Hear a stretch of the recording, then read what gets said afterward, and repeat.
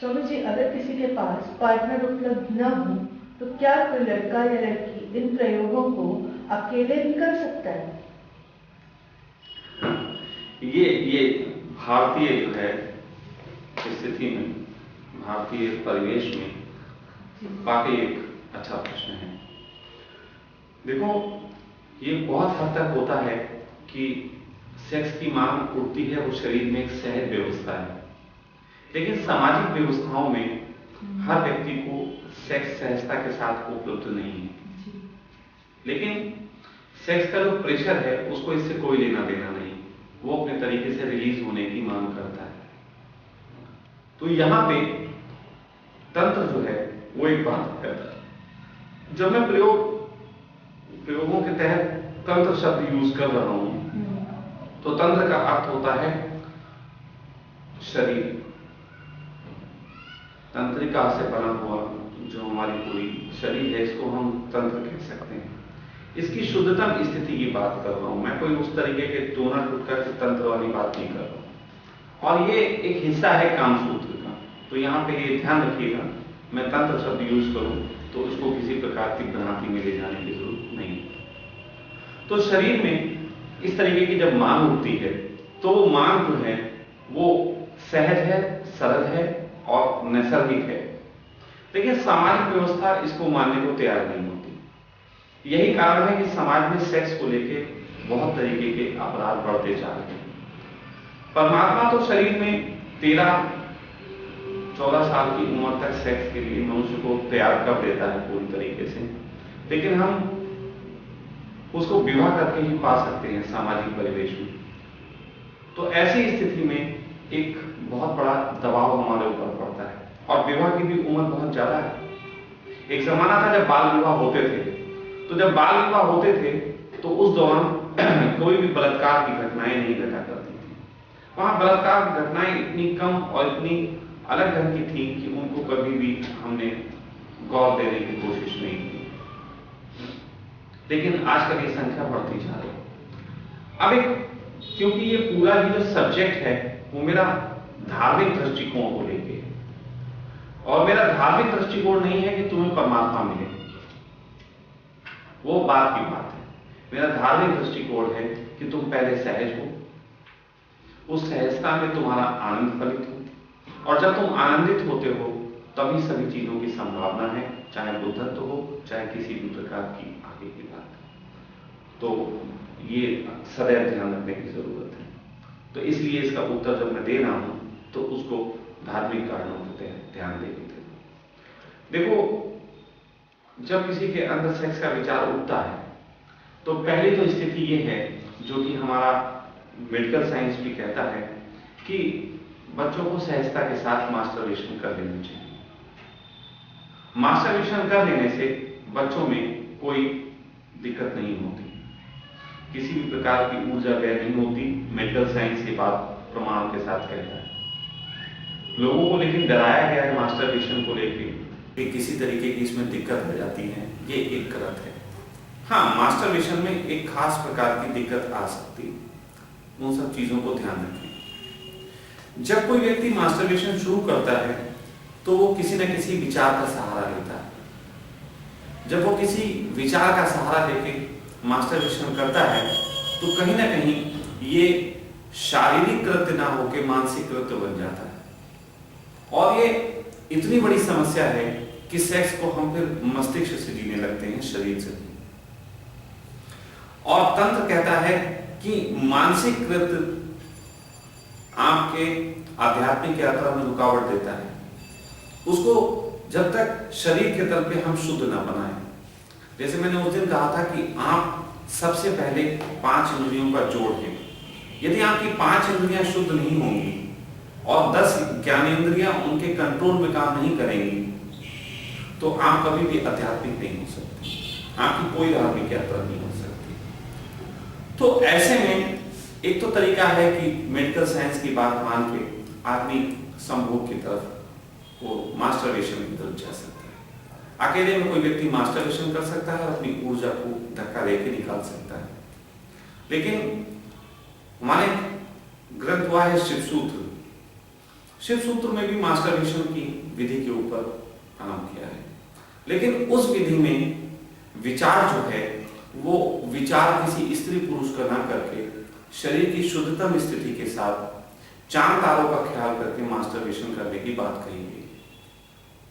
उसमें चांद को निहार सकते हो रात्रि में, दिन में जो है पूरे अस्तित्व के साथ मास्टरबेशन करने की बात सोच सकते हो। ये बात अलग की है कि इस बात को बहुत दूसरे ढंग से घुमा के बड़े अच्छे अच्छे ज्ञान से भरे शब्द देके कि हम जो हैं वो अपनी ऊपर की ऊर्जा जब उठ जाती है, जब सहस्त्रार खुल जाता है तो हम सहस्त्र कमल हो जाते हैं, पूरे अस्तित्व के साथ हम संभोग करते हैं। क्या मतलब है इसका? संभोग से अभी भी मुक्त नहीं हुए, अभी भी संभोग ही कर रहे हो। तुम्हारा सहस्त्र कमल से तुम संभोग करने लगे, इससे अच्छा सीधे सीधे था। घर में तुम्हारे तकिया मौजूद होती है तो तुम काहे अपना हाथ लगा के सोगे, तकिया लगा के सोगे ना। तो भाई संभोग ही करना था तो शरीर से कर लेते। अब सहस्त्र कमल खुलने के बाद पूरे स्थिति से संभोग कर रहे हो, ये क्या बकवास है ना? तो मैं उसको उस बकवास की तरफ ले जाना नहीं चाहता। मेरी नजर में वो सिर्फ एक काव्यात्मक कविता का खेल है जिसको कुछ आध्यात्मिक लोग खोल के और लोगों को बेवकूफ बनाते। मैं ऐसी कोई चर्चा नहीं करना चाहता। मेरा सीधा सा है, तुम सहजता से इस चीज को समझो। मनोवैज्ञानिक आधार पे यदि तुम स्त्री के विचार का उपयोग करते हो मास्टरबेशन के लिए, या एक स्त्री किसी पुरुष के विचार का उपयोग करती है मास्टरबेशन के लिए, तो वो सेक्स के पार नहीं जा सकती, वो सेक्स के पार जा नहीं सकता। क्योंकि कहीं ना कहीं आपके दिमाग में एक सूचना रहती है कि हमें एक स्त्री या पुरुष चाहिए, और वो सदा तुम्हें उस ओर आंदोलित करेगा। लेकिन यदि तुम चांद सितारों के साथ विचार करते हुए और अपने शरीर को उस स्थिति में ले जाओ जिसको मास्टरबेशन कहते हैं, थोड़ा दिक्कत होगी, थोड़ा अजीब लगेगा, थोड़ा लगेगा कि ये क्या मूर्खता है। लेकिन मैं कह रहा हूं कि यदि तुमने ऐसा किया तो या तो कुछ देर बाद तुम थक के कहोगे कि खत्म करो इस कृत्य को, कुछ होता नहीं, और या तुम कहोगे कि अगर होता है तो उसकी स्थिति बदल जाएगी, तुम्हारी सोच बदल जाएगी, तुम्हारे मस्तिष्क में एक नए प्रकार के विज्ञान का जन्म होगा, जो जन्म ऐसा होगा कि जैसे तुम्हारा नवीन जन्म हुआ। तो इस तरीके से मास्टरबेशन को करना उपयोगी होता है। फिर एक दूसरी चीजें हैं, बहुत गहरी आयामों की बातें बता रहा हूं। देखो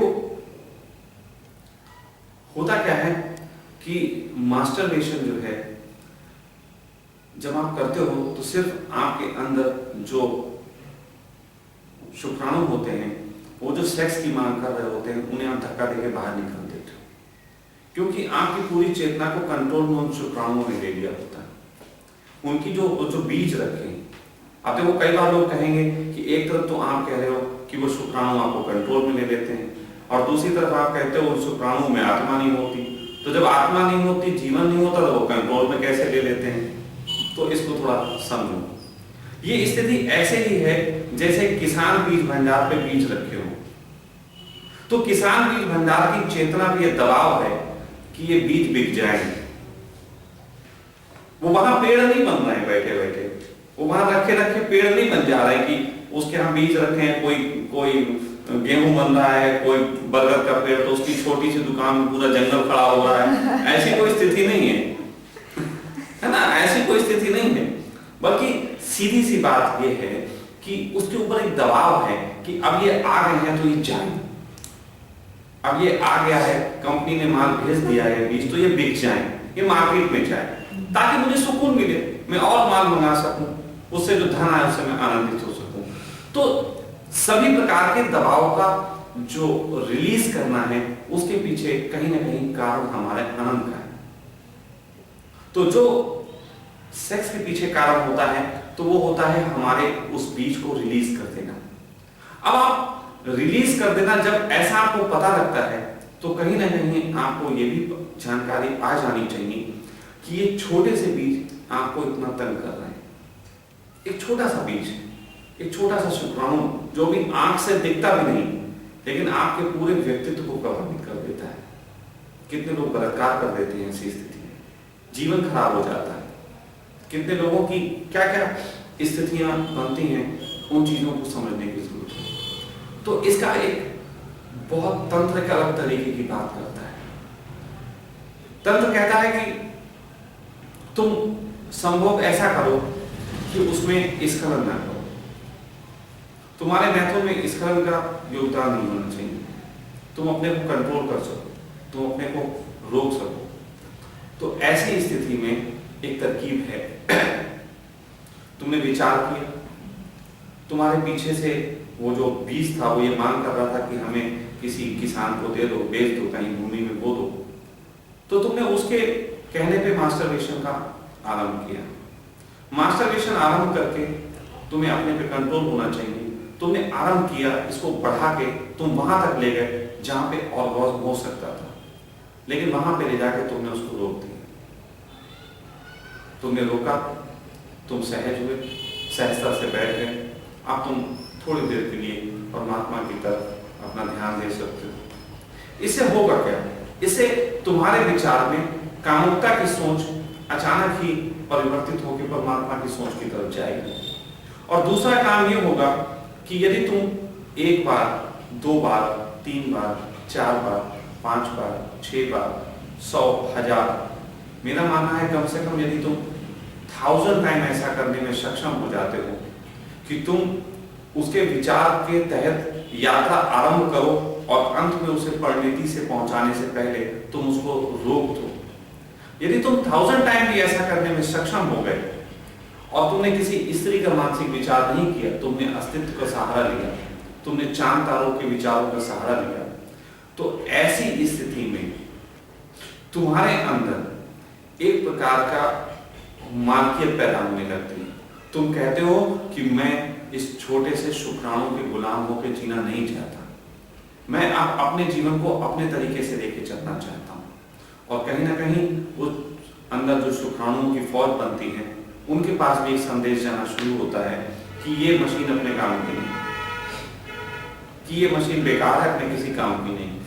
तो वो जो जिस प्रकार का जैविक दबाव तुम पे देते थे, वो जैविक दबाव देना बंद कर देते हैं, क्योंकि वो भी दुखी हो जाते हैं। बार बार तैयारी करते हैं, अपने बैग पैक करते हैं, है ना, निकलते हैं यात्रा पे कि हम जाएंगे और अब हम डॉक्टर बनेंगे, कोई इंजीनियर बनेगा, कोई गुंडा बदमाश नेता बनेगा, किसी को केजरीवाल होना है, किसी को शीला दीक्षित होना है। तो जितने भी जो पैक करके बैठे होते हैं बैग, ये सारे लोग जो हैं एक प्रकार से थक जाते हैं बार बार की पैकिंग से और बार बार ट्रेन छूट जाने की वजह से। तो ये सारी चीजें जो हैं, इनको तुम्हारे ऊपर जैविक दबाव बनाने से मुक्त करती हैं और ऐसे में तुम उस तंत्र संभोग को उपलब्ध होते हो जिसकी बात धर्म कहता है। ऐसे में तुम उसके दबाव से मुक्त होते हो। तो अकेले तुम इस तरीके से इसका उपयोग कर सकते हो तंत्र संभोग का। और ये केवल ऐसे ही नहीं, मास्टरबेशन में यदि तुम किसी के साथ संभोगरत भी हो और वहां पे भी तुम ऐसा करते हो, वहां पे अगर तुम्हारी प्रेमिका के साथ, तुम्हारे पार्टनर के साथ तुम्हारे संबंध हैं, तो वहां पे भी तुम ऐसा करते हो तो इसके पार जा सकते हो, इस दबाव के पार।